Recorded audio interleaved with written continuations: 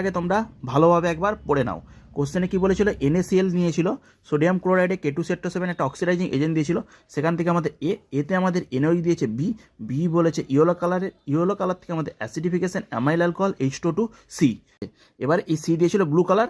এবারে বলেছে if XYZ এই ভ্যালু অফ X+Y+Z তাহলে প্রথমে তুমি সি কম্পাউন্ডে আসো, সি কম্পাউন্ডে কী হবে, তাহলে NaCl যদি আমি সোডিয়াম ক্লোরাইডে K2SO7 H2SO4 দিই, আমাদের ফার্স্ট কম্পাউন্ড কি তৈরি হয়, CrO2Cl2।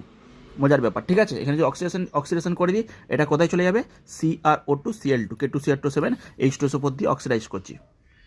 এবার দেখো, এখানে দেখো এই CrO2Cl2তে যদি আমি NaOH দিই ইয়েলো কালার, CrO2Cl2তে আমি NaOH দিলে মনে করো Na2CrO4, এটা ইয়েলো কালার কীভাবে তৈরি হলো, এটা আমি আসছি। দেখো CrO2Cl2, Cr ম্যাক্সিমাম ভ্যালেন্সি কত যেতে পারে বলো, +6। কেন +6? কারণ ক্রোমিয়ামে দেখবে 3d5 4s1, কি বললাম 3d5 4s1, এটা কত 3d5 4s1, maximum valence state কত যেতে পারে 6। দেখো এখানে এইগুলো হচ্ছে এই জন্য -2 করে অক্সিজেনগুলো, আর এটা -1 করে, আর লিখছি না।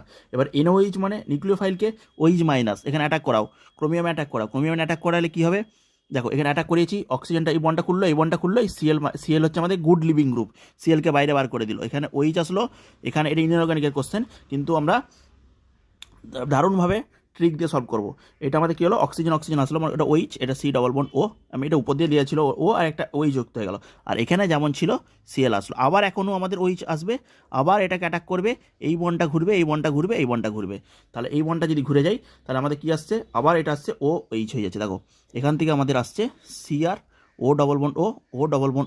এইটা O নেগেটিভ, এইটা O নেগেটিভ কেন নিলাম, কারণ আমরা এখানে বেস ইউজ করছি, তাহলে সল্ট হিসাবে রয়ে যাবে, মানে Na এখানে প্লাস হবে, আবার এখানেও Na প্লাস হবে, তাহলে তৈরি হলো কি CrO4 Na2, তাহলে Na2 দেখো, এবার দেখো এখানে দেখো Na2 Cr 1 2 3, তাহলে Na2CrO4, এটা কালার কি, এই কালারটা আমাদের ইয়েলো কম্পাউন্ডে কালার দেখা যায়, ক্রোমিয়ামের আমাদের কি বলো কম্পাউন্ড। এবারে দেখো, এবার সিতে বলেছে ব্লু কম্পাউন্ড মানে হচ্ছে আমাদের যদি অ্যাসিডিফিকেশন অ্যামাইল অ্যালকোহল H2O2, এটা একবারে যদি রিয়াকশন করি আমাদের একটা বাটারফ্লাই স্ট্রাকচারের কম্পাউন্ড তৈরি হয়।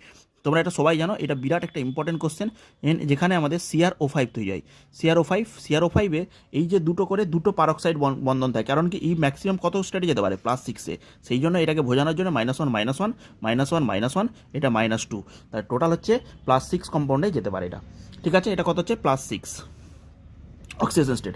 এবার এখানে আসো নাম্বার অফ O2 ইউনিট, মানে দেখো দুদিকে দুটো, এখানে নাম্বার অফ O2 ইউনিট এখানে 2, এটা হচ্ছে অক্সিজেন টোটাল CrO5 5টায়, আর এটাতে অক্সিজেন অফ 6, তাহলে 6 5 11,